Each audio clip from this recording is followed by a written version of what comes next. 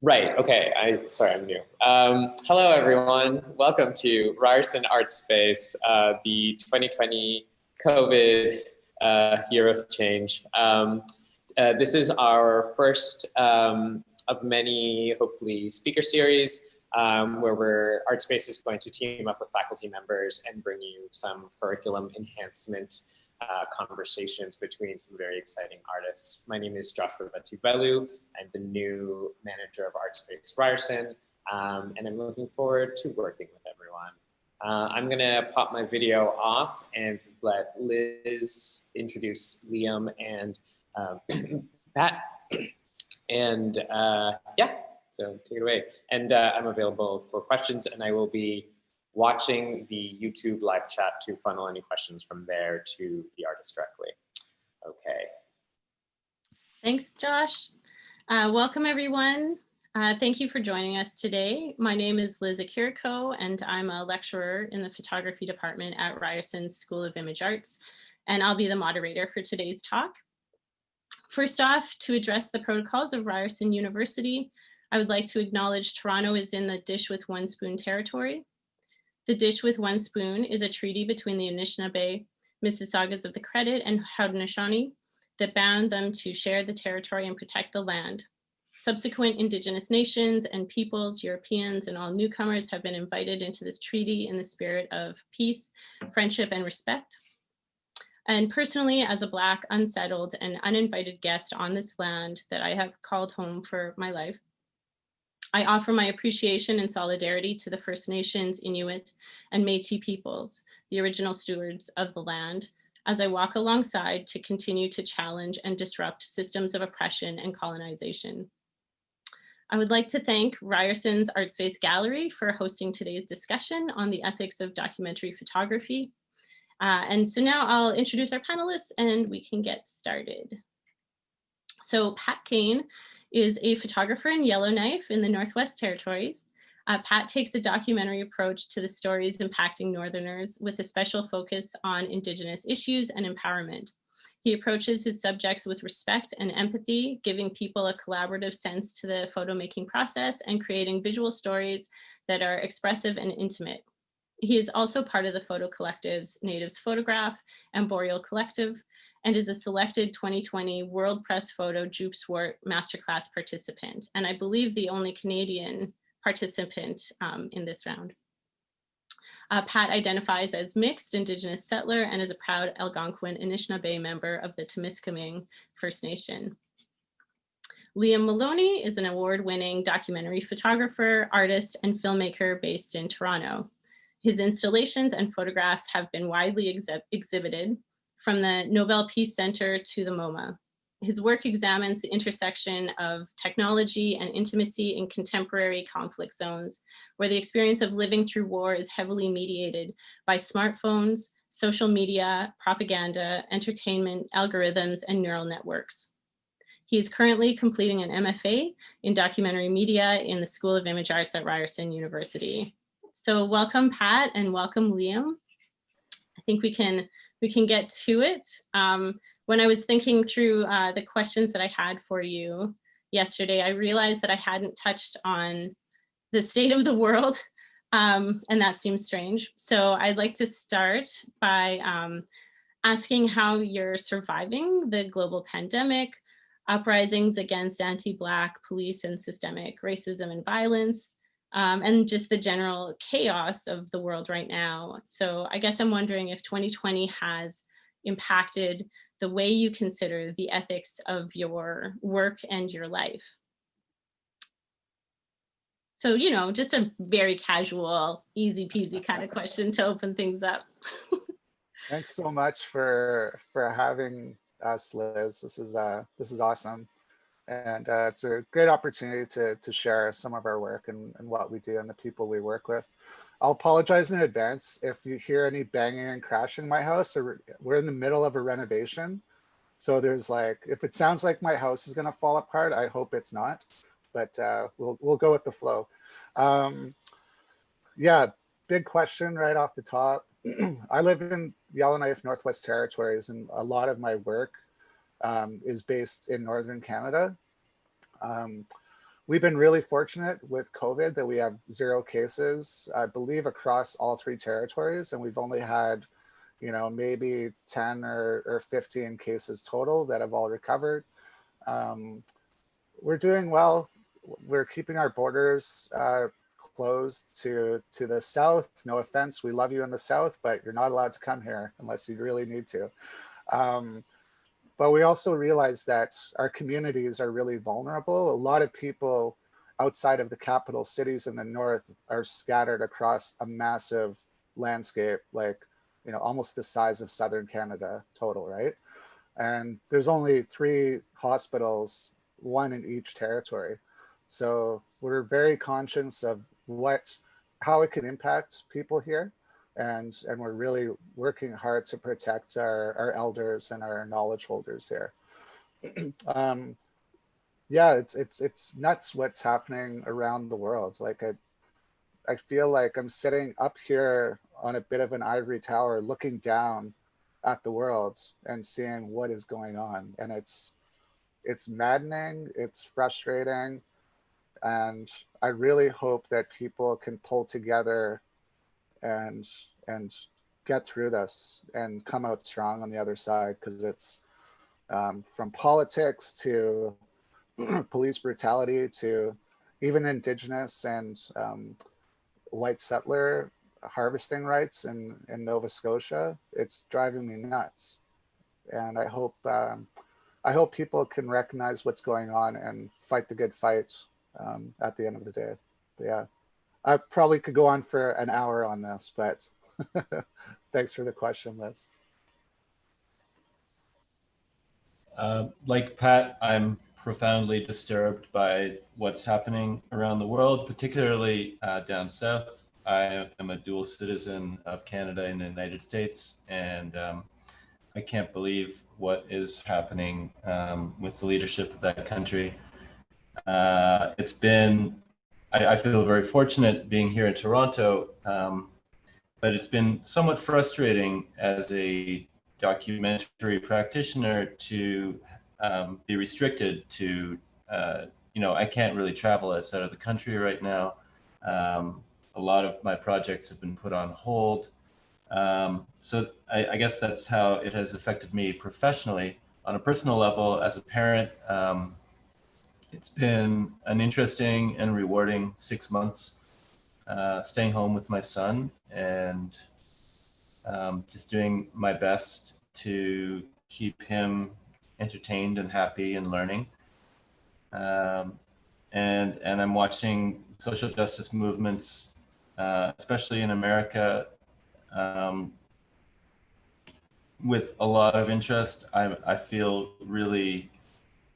really wish I could do more. I feel somewhat powerless, but I think it's forced me to turn inward and examine my own biases and prejudices and perhaps be more receptive to different points of view. Yeah, this is such a, I mean, it's really, it can't be said enough that this is affecting everyone on such different levels, from the personal, professional, political, like the levels of intensity are really overwhelming, and it's hard to kind of I think ground ourselves in the midst of that. But there are these moments where it's like connecting with your children, you know, like there's these moments that are really I find pretty grounding at the same time. So yeah, I'd like to ask if at the beginning of your careers, when did you begin to consider the ethics of your practice? Like, how did you contend with the power and privilege of being a photographer? Or were you able to kind of identify or see the role of the photographer and what kind of access it provided you? Liam, take it away. Well, I think photojournalism has a fairly strong ethical framework for how to behave in the field.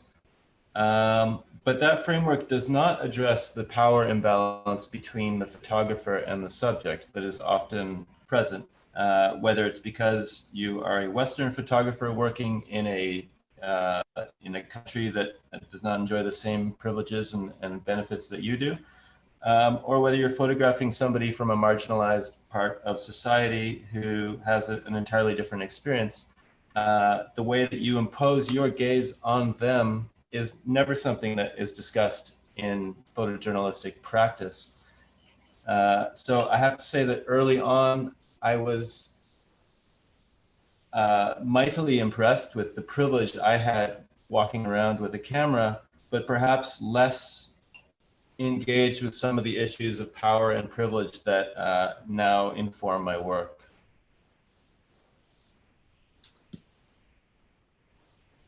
Yeah, oh, sorry, go ahead, Liz. Oh, it's really interesting because I think that there's the invisibility in the history of photojournalism and documentary work that was really not identifying the photographer and the power that that position holds. Is really interesting because I think that there was always been this history of representing others within this specific field. So it's a really interesting kind of topic to jump into. But I'll let you take it from here, Pat. Yeah, I think my experience is very, very similar to Liam's. I think when you're starting out, you don't really think about these things, but in recent years, I have, and starting to take that more seriously. And not that I didn't before, it was just never really something that came up in conversation or in thought process. And but I remember when I first moved to Yellowknife and working in Indigenous communities, that there would be a lot of other photographers and journalists and people coming here to tell stories. And I almost always, there was this kind of sense of entitlement with people that would parachute in, kind of get what they needed, and then get out. And a lot of my experiences with other, and these were like more kind of hard news reporters and such. I really didn't like that aspect of photojournalism or journalism in general. So I kind of decided to take a slower approach to photography and storytelling, where it was a lot more meaningful. I found it was just better storytelling, better way to tell stories, to slow down, to engage with people, to like get their names properly spelled, find out if it was okay to use their image. These kinds of things really were not a thing that a lot of people do. Even currently, when people come here from New York Times, National Geographic, these are publications that come here all the time. People are actually used to having their photo taken here. So you're not impressing anyone if you come from National Geographic. Like people come here quite often, right? And it's always this kind of take thing where I think people here in Indigenous communities in particular are kind of tired of that. And as someone who lives here and works close with these communities in the North, my approach is to do the opposite of that and to really engage with the people I'm photographing and to try to be of service to them as well. That kind of leads me to kind of a seminal work of writing that Ariella Azoulay wrote in The Civil Contract of Photography, and thinking through. Well, I'll share these quotes with you. So she writes, quote, "This contract binds together photographers, photographs persons, and spectators. Each of them fulfills her role. Persons are being taken in photos, photographers take pictures, spectators look, and all of them know what is expected of them and what to expect from the others." And then she goes on to say, "The widespread use of cameras by people around the world has created more than a mass of images. It has created a new form of encounter, an encounter between people who take, watch, and show other people's photographs with or without their consent, thus opening new possibilities of political action and forming new conditions for its visibility, unquote. So these ideas of the roles of the photographer, the subject, and the viewer, have been shifting over, I'd say, like the last 50 years quite significantly, as we're able to now be more cognizant of identifying the power dynamics that exist in this triangle. So, recently, I find that there's a shift in language in photojournalism and documentary work where you see a lot of photographers using the word collaboration and when identifying the way they share storytelling with underrepresented or disempowered communities. And I don't think that that's a problem necessarily. Like, collaboration can be a really useful tool to share platforms and access with your subjects. And there's also this potential of the word being co-opted to allude to a shared power dynamic between the photographer and subject, when that really isn't the case. There's, like Pat, when you're saying that that National Geographic comes up, and this is a common occurrence in the North, that there is the potential that a photographer could consider ways of collaborating, but flying in and then kind of gaining cultural capital or financial benefits that don't benefit the community, right? And that aren't necessarily, they aren't being provided for the community. So, I guess my question is, how do you consider collaboration in regards to your practices? And are these, are those questions that you're kind of, contending with, I guess? Maybe I'll go first. In a lot of my work, especially when I was working around the Syrian border in Lebanon, I would share cars with wire photographers who were on specific assignments to capture an image for the daily news. And those pictures would be beamed around the world, and they'd end up on front pages or on the world news section. A lot of the time, those were purely illustrative images that were meant to kind of draw the eye to the text. And I was consistently appalled by the way that they operated in these environments, especially in refugee camps, where people were in really dire circumstances, without food, without shelter, and many with significant psychological trauma. And these photographers would kind of jump out of the car, spray a few photographs, and then jump back in and drive away without getting anybody's name or hearing their story. And this felt to me like this was not how I wanted to work. And this felt like, if this was what photojournalism was, then I did not want to be a photojournalist. And so in the course of doing that work, I spent many hours sitting down with people, interviewing them, and often not taking my camera out of my bag until we discussed what I was doing there and what my intentions were. And what I found was, the more engaged and involved the subjects were with the work, the more likely I was to learn something that I didn't know before about what they were experiencing. And so the depth and profundity of the stories that I was working on were markedly enhanced by having these collaborations, to the point where one of my better known projects, Texting Syria, wouldn't have existed unless there was a collaboration between myself and the subjects. So I think there's a lot to gain from working in this way. But as you say, it's a really easy word to throw around. That sort of, people can use this term to cast themselves as allies or as people who are working and doing activist work, when in fact the work is as exploitative as it ever was. Documentary photography has this tradition of fetishizing human suffering and aesthetizing situations that maybe should not be aesthetized.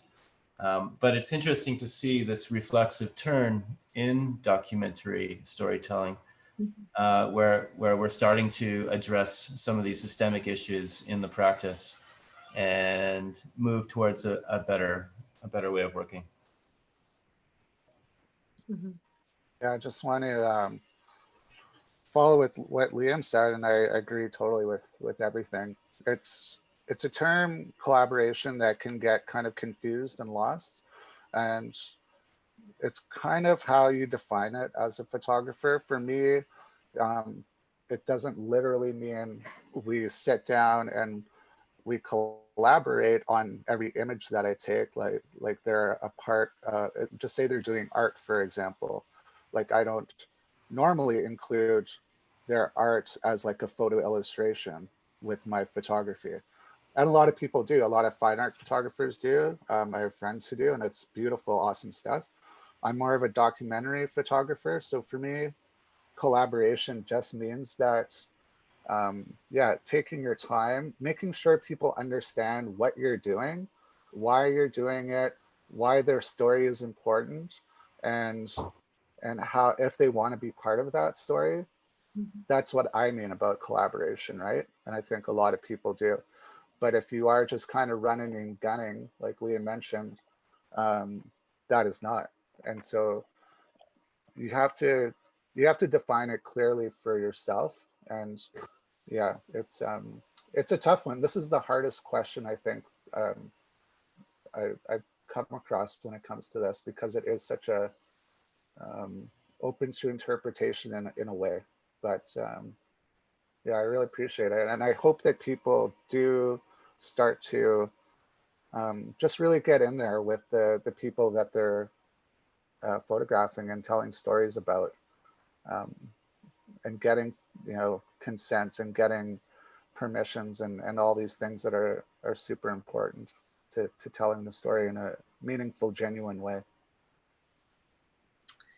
Yeah, I'm glad you also mentioned consent, because I think that the idea of collaboration also brings in the idea of consent. And it was funny when I was thinking about consent, maybe it's because I have a teen at home right now, and so we're talking a lot about consent and sexual health and whatnot, but like in that same language, and that same idea of consent, where consent is ongoing, it is continual, it needs to be revisited during an action, an event, and afterwards, that is, you know, when I'm having these conversations at home, I also think, oh, this is really interesting, because I don't know if that is necessarily kind of an understood idea of consent for photojournalists.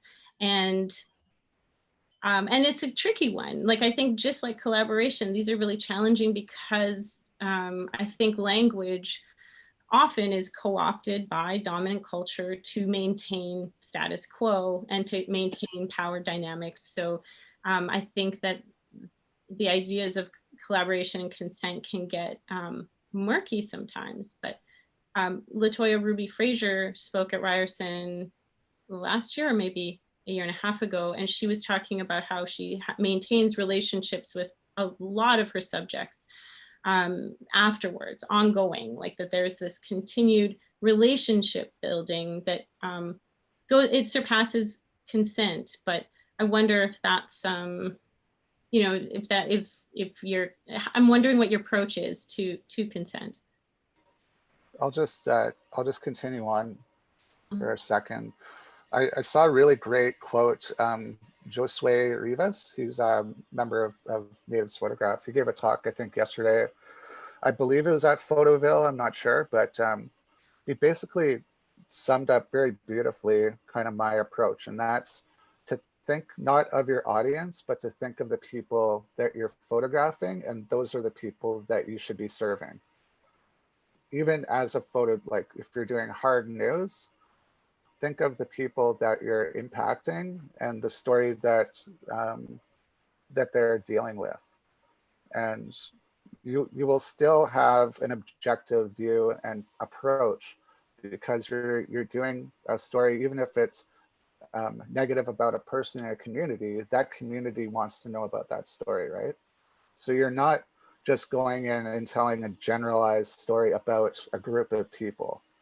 You're really to an audience outside of that community, more specifically.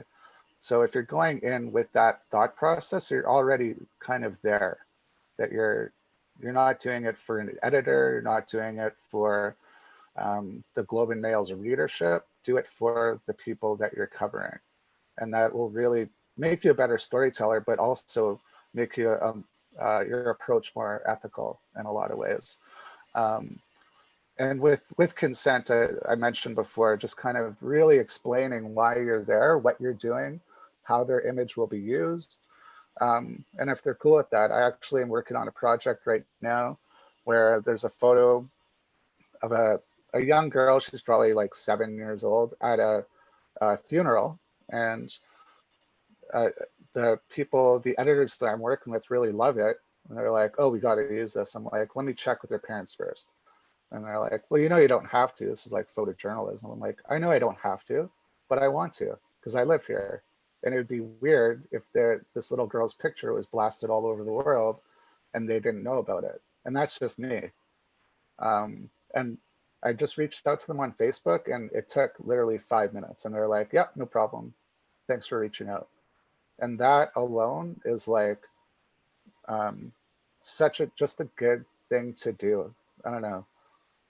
I find it easy here because our population is so small that it's easy for me to find people and reach out and these kinds of things. But, you know, just taking the time to do that really kind of, people appreciate it. And it's just a good habit to do. I think when it comes to issues of consent in photography, the first question that you need to ask before you approach your subject is, why am I the right person to tell this story or photograph these people or this situation? And a lot of the time, the answers that you tell yourself are not very satisfying. And I think it's worth really trying to understand what you're doing there and why you think you're the right person to tell the story, because there are lots of other people who might know the story better and be able to tell the story better than you. So what gives you that right? And once you've unpacked why you're really somewhere making pictures, then I think you can approach your subjects with a bit more dignity and respect, the respect that they deserve, and give them an opportunity to cast themselves the way they want to be cast, and not use them as props against a landscape or storytelling signals, but as real people with real lives who have complex stories that they want to share with you.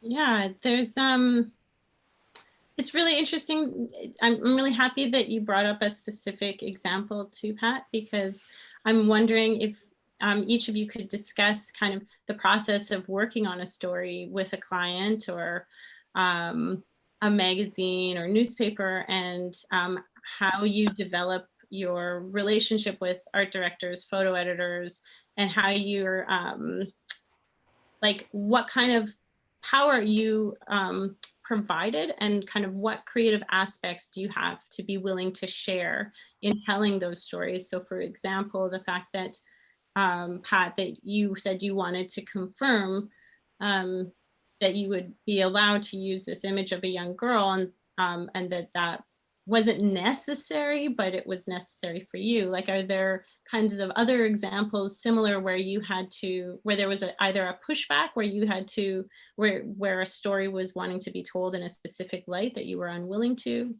or vice versa?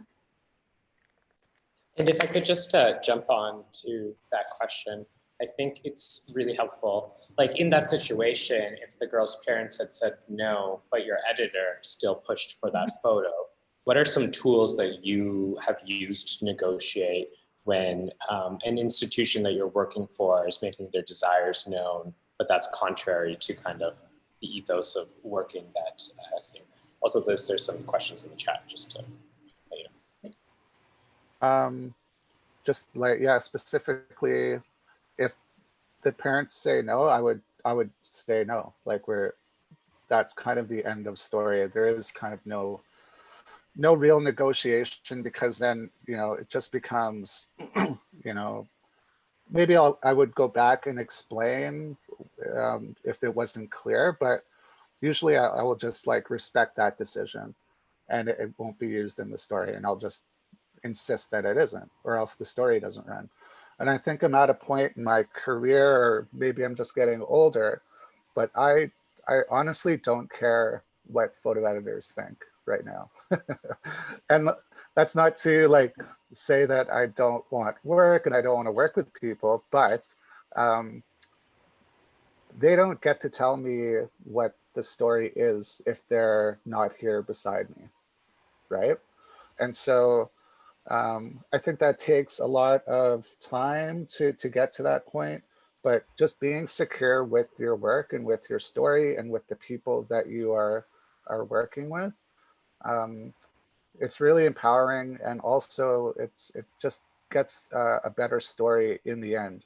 And so I have no problem turning down assignments, or getting passed on assignments because people envision a certain story to look a certain way and I don't agree with it. And it's fine. Like I'm professional about it. Like I don't, you know, it's just like a quick discussion with an editor. And, you know, I'd say I'd rather this is used as a photo essay in this terms, like, can we work on that? And if they're into it, that's great. If not, I'm happy to pass on that, because I know maybe the story has a place somewhere else, or maybe in a different context. Maybe it's an exhibit, maybe it's a book, maybe it could be anything. We don't have to be beholden to hard news photojournalism, or media outlets for our work. So I think that's important. Yeah, very well put. I feel the same way as Pat. I will not make a picture that an editor insists on having if I don't feel that it can be done in a way that is in line with my personal ethical values and guidelines. And I find in general that, and this is not true of all photo editors, I've worked with some brilliant photo editors who do understand what it's like to work in the field. I would say in general that many photo editors are more interested in illustrating a story than in telling a story a lot of the time. And photojournalism especially is a discipline that inhabits some really unhealthy tropes of representation. I mean, if you look at a photograph of a refugee or of mass migration across Europe at the end of the Second World War, and then compare that image with a photograph taken in Albania in 1999, and then compare that image to a photograph taken yesterday on the outskirts of Rojava, those pictures all kind of look the same. And it's not that there's a lack of imagination among photographers, but there is a certain expectation that things be framed in a certain way. And there's a tradition of doing things that I think ultimately is very unhelpful. Mm-hmm. Yeah, it's interesting because I think that kind of also returns back to this idea of the ways that we've been, that we have taken in photography and newswire images, and like that there are these, it feels like there's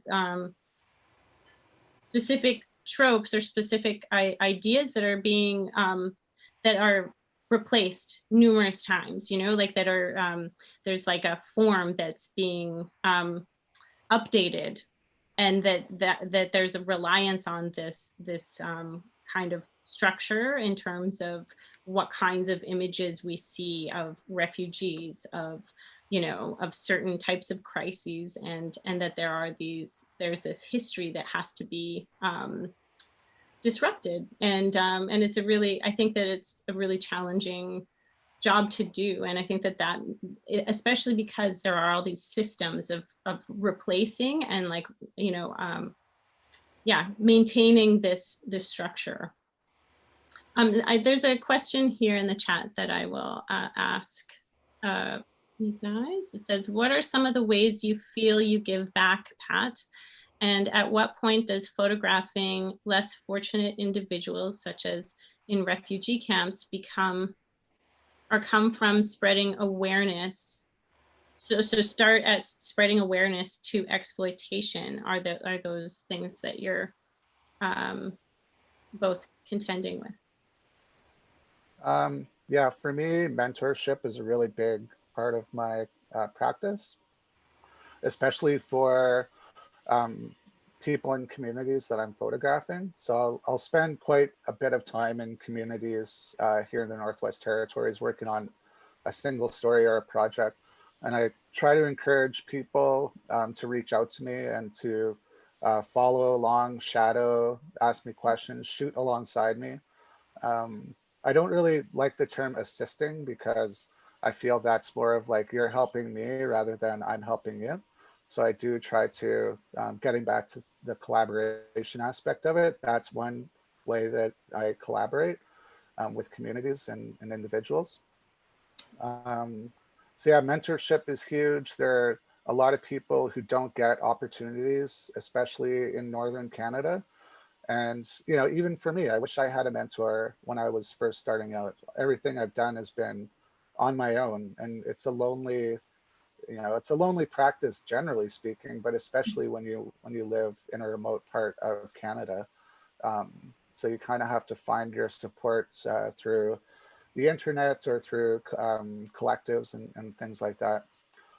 So yeah, giving back, giving people opportunities to do work and to ask questions is a big component for my work. Just to touch on the spreading awareness and exploitation, that's a great question. And I'm actually dealing with that right now. I'm working on a project through World Press Photo, which is about indigenization. I don't like the term decolonization because it's just like, I don't know, it doesn't work for me. I like indigenization. It's motivating and it's more clear. But yeah, some of the editors I'm working with are saying, you know, your images are too happy or they're too celebratory. And I'm like, you know what? The story of someone going through trauma or suffering from abuse or drunk, are, you know, that's boring to me. And frankly, it's not helping further any conversation. There are ways that I can shoot those aspects, those impacts of colonization, differently and through symbolism, just like archival work. There's, you know, looming symbols of the church, for example. So I try to not show people suffering at all. And I have a kind of like a policy of not photographing people who are under the influence or going through a traumatic time, personally. Very well said, Pat. For me, work is going to be exploitative when you bring a set of assumptions to a story without having understood the story first. I think it's really important to come at stories and at your subjects with an open mind and not have any preconceived notions of how the story should look, how it should be photographed, or what the you know the storyline should look like. Because as soon as you do that, then you're trying to make pictures that you think tell the story that may not actually reflect reality. And I think a lot of editors do look for these harder images because they think that that's what we need to see, when in fact, a gentler gaze can say so much more and honor the subjects. Yeah, I think there's another question in the chat, but I'm going to ask it in a second because that brings me back to a question that I wanted to propose earlier, which was, can you give examples from your own experiences where you had to contend with whether you felt right or whether you questioned your role in documenting a person, environment, or narrative, and how your camera or your being in that space, your documentation was changing the story being told? that's also something that can be challenging if you can know that you want to represent, or not represent, but you're open to witnessing and identifying a place of, or an action of joy, or of learning, or all of these more positive aspects, but you also will present in ways that will change the narrative that's being told. Is that something you guys both have to question or think about when you're shooting? I photographed the funeral of a Syrian refugee's mother who had died of exposure. Her body just gave out. She couldn't fight anymore, and she'd already been seriously traumatized by the war, but the extreme cold weather that they were living in took her life. And I photographed the entire burial process and the negotiations that happened between the local imam and the family members. Initially, when I arrived at the scene, they had refused to bury this woman. They said they didn't have any space left. When I showed up, that story changed. And so I felt like my presence helped secure some small bit of justice for this family. But several years later, when I was at my mother's funeral, I tried to imagine how I would feel if a stranger was there photographing my reactions to what was happening. And I don't know if I would do that again. These are things that you learn. Sometimes they're like hard lessons. Yeah. I think in my experience, I started working on a project about a street here in downtown Yellowknife. Colloquially, it's called Range Street, but it's a really rough part of town, and it's right in the middle of our town. And there's a bar that's there. There's actually two bars, but one's called the Gold Range, and it's a very famous bar in like the Canadiana world.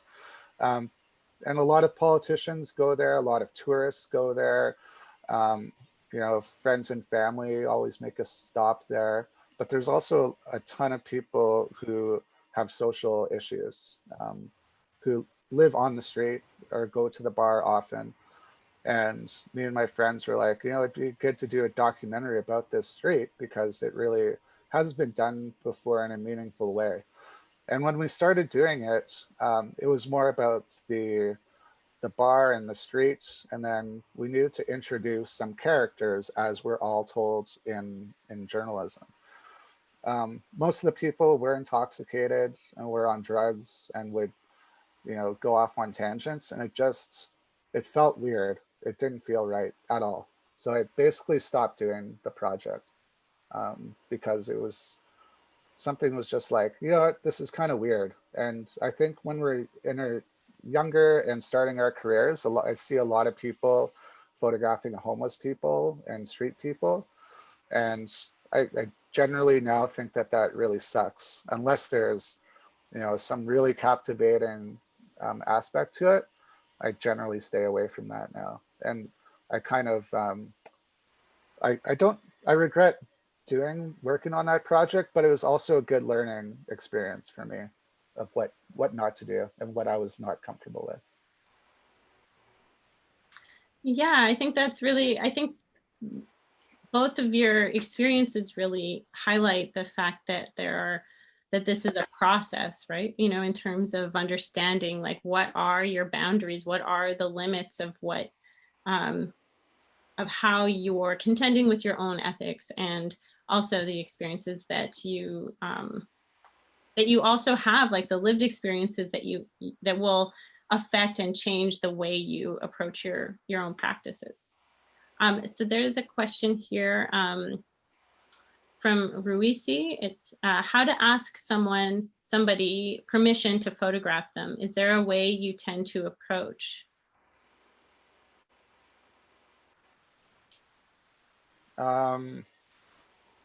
I don't put a lot of, well, I do put a lot of thought into it, but it's really as simple as saying, either before I photograph someone and I know that I'm coming into a community and, you know, it's a profile or they're part of a bigger narrative, that I will just say, here's what I'm doing, here's what I'm working on.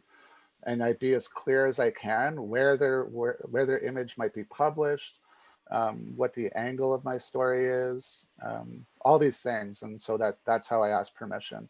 If I'm doing more of like a kind of a run and gun story where it's like news, I usually will take the photo and then approach them after for their name, all their, you know, where they live. Here's the photo I took. I'll actually show them and be like, or a series of them. Like, I took these photographs. I'm working for this outlet. Is it okay if I run with this? You got to talk to them anyway to get their names and kind of some background info. So like, it's good practice just to do that. Transparency is key to the process, as Pat said. And never be furtive, never sneak pictures. Mm-hmm. Yeah, there's I did a workshop a few years ago, and one of the participants was a filmmaker in the city and photographer. Her name's Lori Townsend, and I really loved when we were talking about getting permission to photograph others and people maybe on the street that you don't know, strangers. She talked about that it's an exchange, that she sees taking a photo of someone as an exchange. So she needs to be in relation with the person. So if that means that she asks permission, that she also provides something that she can offer. And the offering can be time, it can be the print of the photo, it can be you know, a number of different things, like, you know, and that she thinks through what can that offering be before she takes a photo. And I thought that was a really interesting way to remind yourself that you are in relation, as opposed to like, how can I take this really great photo that, you know, and I think, you know, I'm sure you've both been there where you've seen a photo and you're like, oh, I really like, or you've seen an image where you want to take the photo, but it would be taking, you know, having to kind of change directions, I guess. Absolutely. I saw there's a post somewhere about there's a Black Lives Matter protest happening, and there's a photographer who's called out, I think, for not getting their names right or not asking permission, and the protesters were then, you know, the police could see who the protester was, right? And so even if you see that moment and you need to get it because of time or what have you, take the photo, but also just like you get the information from them, talk to them about the photo. I know it's like crazy and hectic in these situations, but you can always pull people aside out of it for a minute and explain the importance of the image that you just took. Better yet, if you can, always talk to them before you make an image. If you can. I know that's not always possible, but when and where possible. Yeah, it's interesting because then I start to just jump into the thought of, you know, in terms of thinking of recent protests. I was at a protest where there was a lot of conversation about not photographing the crowds, so they wouldn't be able to be spotted by police or identified by police. And at the same time that was a conversation that was moving through the space, there was also a lot of people that weren't photojournalists that were taking photos with their phones, right? And I'm sure posting to Instagram and Snapchat and everything. And so, you know, that also makes me kind of think about, you know, the challenges there, because, you know, the way that we're also accessing media is so different now, where yeah, like where consent is not necessary, it's not expected anymore in a lot of times, which is quite challenging, I think, when you do have a background of wanting to uphold these ethics. I mean, photojournalists are not at protests to do police work or assist in policing ever. And there's actually like a complex legal process that happens when the police decide to ask the media to use images. The police have their own photographers, and as you mentioned, any one of these demonstrations is being live streamed on maybe 100 devices. Yeah. So there's, in terms of photojournalists having to be particularly concerned with blowing somebody's cover at a demonstration, I would say that is a low risk compared to the other media that is being put out there. However, I agree with Pat that when possible, it's important to get consent and more importantly to get people's names right and figure out who people are and what they're doing there, because you can take a photograph of somebody throwing something at a cop. That doesn't tell the whole story at all. But if you have a chance to speak to them even for 5 minutes and understand why they're there and what's happening, then you can connect people to the story in a way that those kinds of photographs don't do a very good job of. And I hate seeing images of, quote unquote, looting or violence against police at these demos, because I think it reinforces ideas that people have about what demonstrations look like. And there's a lot of justified rage against authorities in the United States and around the world that's being manifested in an entirely peaceful way. And I can't stand it when photo editors take these images to illustrate mass movements. I think it's really damaging. And perhaps photojournalists could take less of those pictures. I don't know. I can't tell people what to do. But there are a lot of interesting stories on the sidelines that don't feature people on fire, but express the rage in a much more positive and effective way. If that makes sense. Agreed. Yes. Yeah, this is, coming on the doorstep of the Breonna Taylor. I guess I don't think it's a verdict, but like having no charges being laid, and this is such a visceral experience and aspect that we're seeing every day in terms of whether we're seeing rioting, right, and looting and violence versus the fact that there have been so many continued extreme acts of violence by police that I feel like you have to look for, you have to search, or that, maybe personally in my Instagram feed, I'll know activists that are saying, do you know that this is happening, that these neighborhoods are being policed? But otherwise, those aren't the images that we're seeing in the in newspapers and in the wire. So I will just plug Layla Amatullah Bahrain, who is an incredible photographer and has been doing an incredible job of documenting a lot of the protests and uprisings that are happening across the US. And I'm so happy to see her work because she's really, it's a portrait series that she's predominantly doing. And I think that that's so important, is she's identifying the people and their lives and how they're being impacted by this police state violence, which there's a number of questions now and it's 2, so I'm going to try and get back to these questions.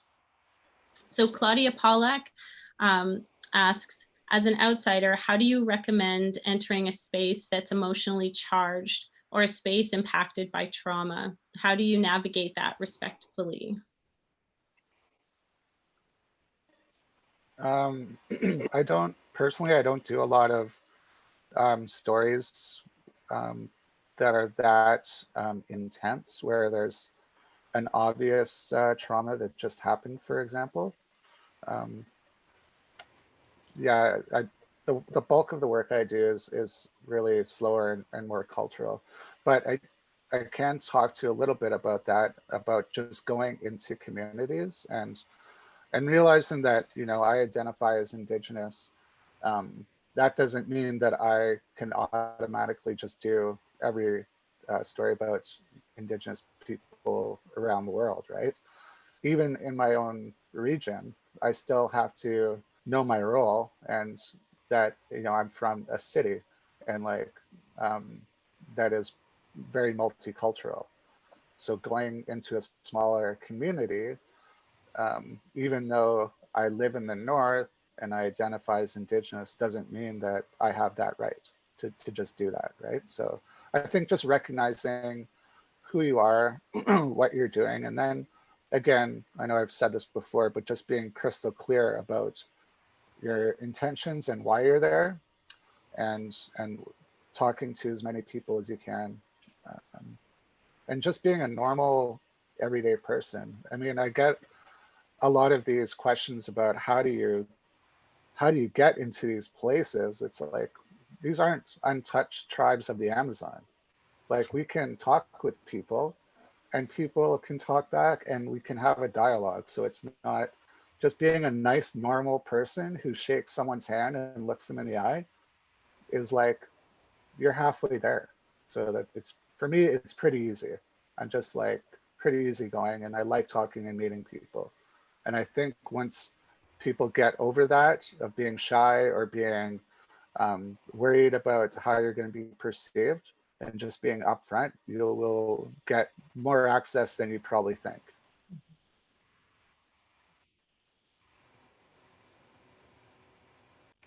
100% agree. I would just add that if people don't want you to be somewhere, you're going to find out pretty quickly. But yeah, just being a decent human being and respecting people's space, and also knowing why you're there, being there for the right reasons, can make all the difference in the world. If you're not there for the right reasons, you probably shouldn't be there. That's great. Okay. A cyclist in Toronto asks, regarding protests and other groups of vulnerable people, what sort of steps can you take to preserve the privacy and security of your subject? I think it's a good question, and something that has been widely discussed in the photojournalism community recently, with a lot of people on both sides of the debate. On the one hand, there is no reasonable expectation of privacy in a public space. But on the other, with sort of mass surveillance and this sort of thing, there is a fear that images could be used out of context, or used to dox people and so on. And so there is a legitimate threat, I believe. I think photographers can think more carefully about what pictures mean when they take them. When you photograph someone, you know, throwing something, when for the rest of the demonstration they were peaceful, and then you don't acknowledge that they were throwing something because they had just been shot at. You know, context is everything, and unfortunately, single images, especially without context in these incredibly heated moments, can be used in ways that are harmful to the people who are the subjects of the photograph. So it's important for photographers to consider that their actions also have consequences in the images that they choose to submit to editors and so on, and in the captions that they write to accompany those photographs. So a little bit of both sides, I guess. Yeah, I think you put it really well there, Liam. And again, I don't have a lot of experience with covering protests or anything like large scale like that. But the question I want to ask is, why do we as photographers feel the need to run out to the streets when there's a protest going on? there's two things. One is that everyone's doing the same pictures.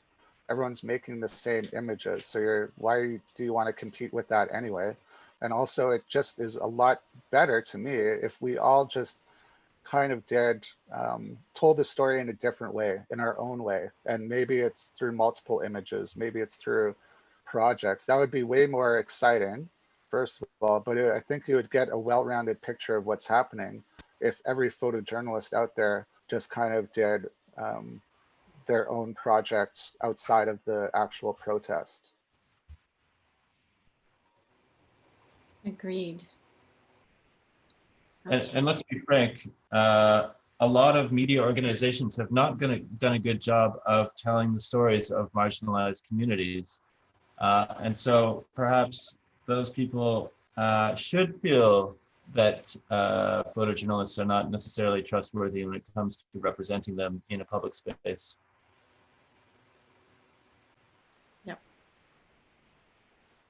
Okay, one more question, which also kind of leads into another question that I have. So Loocytl, Loocytl asks, what kind of stories are you drawn to? What elements motivate you to pursue it? For me, I like human interest stories. I like stories that are specific to location and a group of people or individuals, but have also like an international kind of umbrella to it. I don't know if I don't know what I'm trying to say, but like they would be interesting to anyone wherever you lived in the world. So I very much like stories here in the North in particular. That's why I live here and been here. I love working with different cultures and people who speak different languages. I'm learning stuff all the time. And, you know, for me, it's just like a really cool way to learn about the place that you live and the people that are your neighbors, as well as telling really interesting, unique stories. And I always find a lot of people are like, you know, you should move to Toronto or Vancouver. I frankly find that so boring. I know. I'm like, you can carve out a really good niche anywhere you live. And I know I encourage people actually to move out of the major centers when they're starting out. If you're like, I don't have a job, you will find one. People are looking for stories off the beaten track in different, you know, from different perspectives with different groups of people. So yeah, I guess my motivation is that I love telling, I love trying to help people tell the stories that they want to share in communities in the North. Just jumping off that question, can you both speak about the process of conceiving, researching, and developing a project or a story? Yeah, how do you go about working on something you're interested in? Well, a lot of my work is about how Canadian and American foreign policy ends up impacting nations, especially nations that are impacted by civil conflict. And so research is obviously a major component of any project that I choose to undertake. Trying to know as much about the background of a story as possible, whether it is, you know, the financial systems that have impacted a community or a nation, or indeed like the literature and music that comes from the places that I want to work in. I think trying to get a handle on what makes a place special and what makes a place interesting can help me have a better appreciation for what people are going through. So would you say that then in terms of your research, you know, you'll look at all of these different kind of assets. Will you spend time in a specific location or with a group or within a community and then decide, okay, this is the story I want to tell, or, you know, because it sounds like there's a certain level of research that you're doing ahead of time before you're actually going into a space.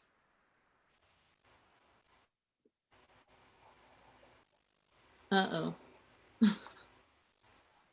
Maybe we've lost Liam for a sec. I think I got half of that. I'm sorry, Liz. Oh, yeah, maybe our internet is kind of cacking out a bit. I was just asking if, in terms of your research, you do initial research where you're potentially at home, and at what point do you do research where you go somewhere where you're going to be in a community, and does that change the work that you plan on doing? Oh, I mean, definitely. Like I've lived in communities before taking a photograph, or before taking a meaningful photograph, I should say, or before understanding what the story really was. And many times I have decided not to pursue stories because I simply wasn't the right person to do it, or because somebody from that community had already done it and done it way better than I could ever hope to do.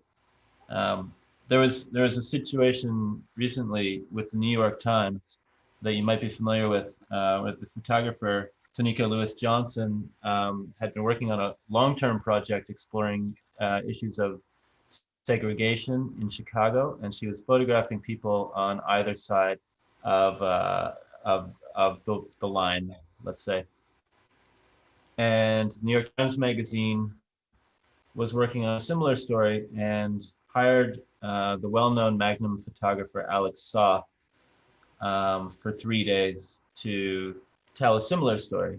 And I think a lot of people felt that, now this wasn't really Saw's fault, he was taking an assignment, but a lot of people felt that the New York Times had not really done their research and explored who was working on similar stories and tried to honor that. Of course, photo editors make decisions for all kinds of different reasons, but I think it's really important to be aware of what work has already been done, and then to ask yourself, can I do this better?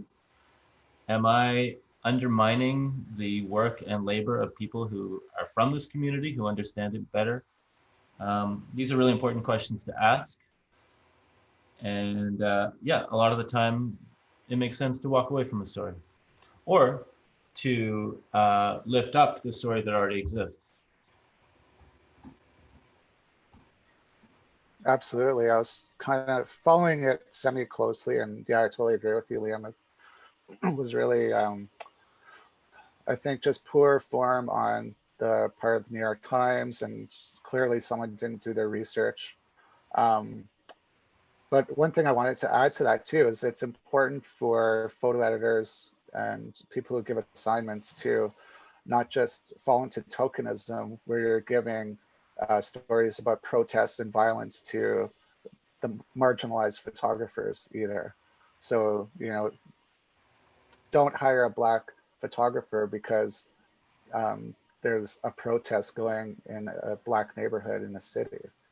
Like, nobody wants that either. People want opportunities to do other work. So hiring Indigenous and Black and people of color photographers to do different stories outside of their communities and stretching their talents as well is super important. Probably more important than just hiring someone based on where they live in a lot of ways. Hallelujah. You both made such wonderful points just now that I just sincerely appreciate. I think it's so important to really question our individual roles in spaces, and also doing the research. Like, I feel like I keep kind of repeating this, but like doing the research in terms of seeing specifically how many similar stories have been told, and how many, and what are you going to bring if you are just contributing to something that has already existed.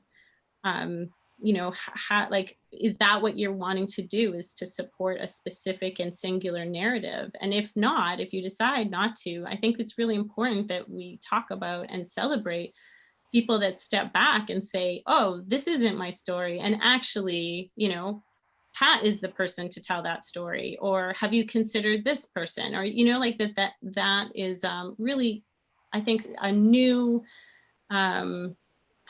consideration that I haven't seen happen. And, you know, I'm starting to see it happen more often, but it hadn't happened for a long time, I think. So I really appreciate that. I find that, sorry to interrupt, just to touch on that, I find that photographers, generally speaking, in Canada, like my group, my circle of peers, are really aware of this and are really good at this. I find the photo editor world, there seems to be a divide between photo editor and the people that they're hiring. And I wish that there wasn't a wall there, but there seems to be. And so we need photo editors to take lead in that, because they're the ones that are giving these assignments. They're the ones that are, you know, essentially the holders of the final story. So like, it's beholden to them to be allies, be supportive, do research, hire the right people, because us screaming at each other as photographers isn't gonna really help anything. We need people at the top to help out just as much as us. I totally agree, because the economic realities of working in this industry are such that it can be very difficult or punishing to turn down an assignment. Mm-hmm.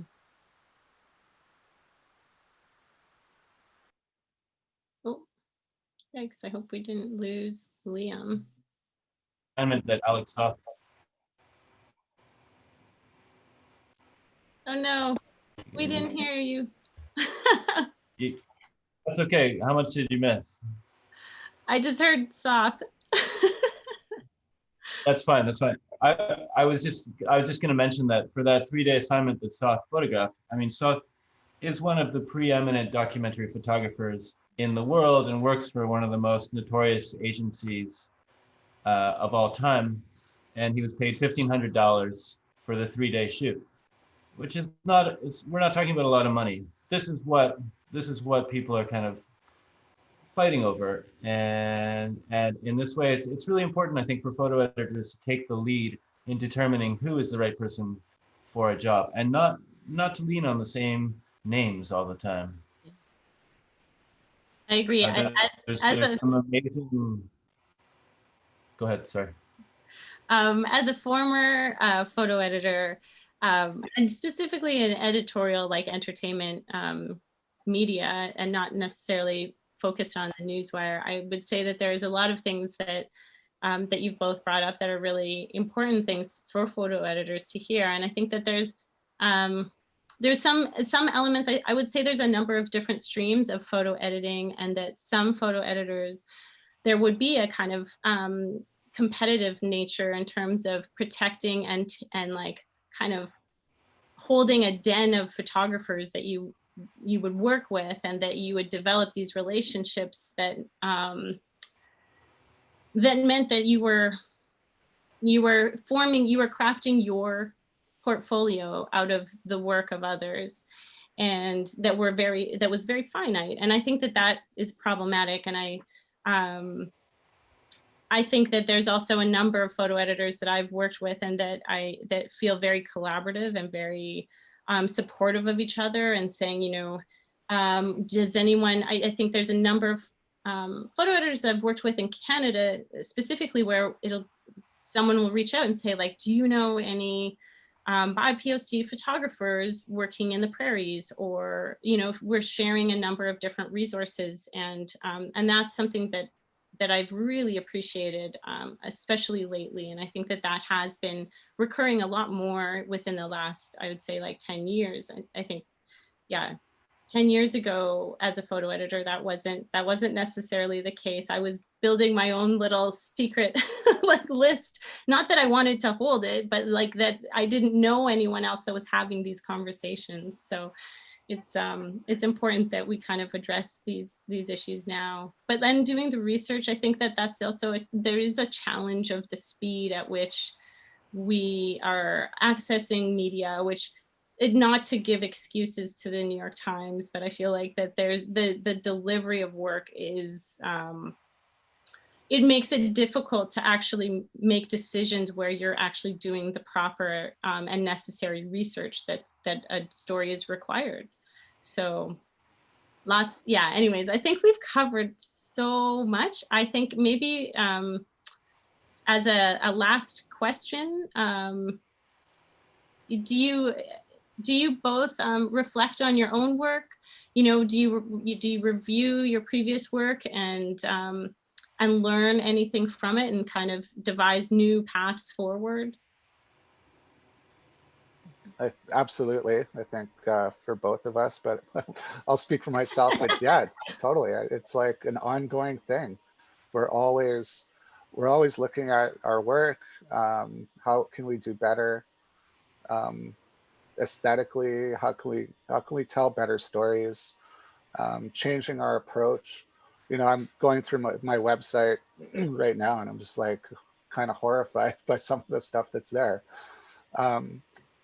But I know this is you're learning every day. It's not like photographers are only good between the ages of 25 and 30. Like I'm 41, and I feel like I'm just starting my career in many ways. And so this is like a skill set that's ongoing, and hopefully by the time I'm 90 years old, if I live to be that long, I'll be twice as good as I am now, but still probably not half as good as I probably should be.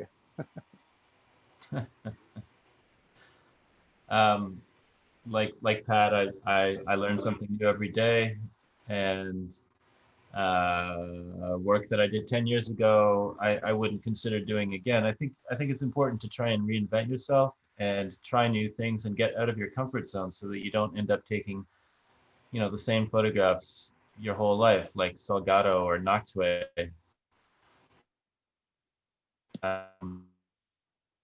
Amazing photographers in their own way, but have been making the same photographs for 30 or 40 years. And with that in mind, I've been working with artificial intelligence, image generation, and 3D printing, and I've been examining archives and looking at other people's work and finding ways to organize or reconsider it. And that's been my jam as a student. So it's been great actually to be challenged academically and to think about work in a new way. But I think you have to reinvent yourself.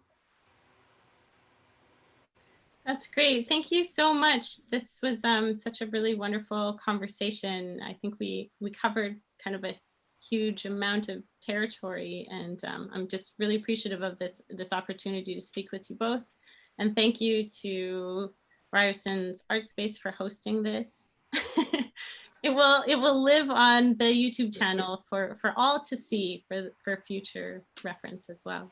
Liz, I just want to plug one thing, if I may. Yeah. That's super relevant to what we're talking about today. If people out there have a chance to check out the Photo Bill of Rights, it's photobillofrights.com. It was a group of very different photographers from all over North America, and I think the world, got together and wrote up kind of like a best practice or protocol for ethics in photography, and especially working in marginalized community or with BIPOC photographers or people in general. So check it out. And sign it if you want to. But it's definitely a good resource to have out there. We'll put it in the comments on the YouTube channel as well. Already did. Amazing. Great. Okay. Thank you so much, Liz. Thank you, Pat, and everyone who helped make this happen. It was a pleasure. Absolutely. Thanks, guys. It was great to talk to you and meet everyone. Thank you. Thank you so much, Pat. There's a lot of comments coming in the YouTube that says thank you and emphasizing what an important conversation this is for Ryerson's community, but for also all of us. I was really moved by the point where all of us are kind of photographers at protests, and we all have to start thinking about ourselves as potential photojournalists when we are out in the streets. Thank you everyone for participating at home. Please keep your eye on Artspace. We have some very exciting initiatives coming up that support the ongoing learning of nuanced conversations like the ones we just had between Pat and Liam. I'm really excited for this upcoming year of Artspace, and I hope we see you interacting with us virtually again. All right, take care. See you. Thank you. And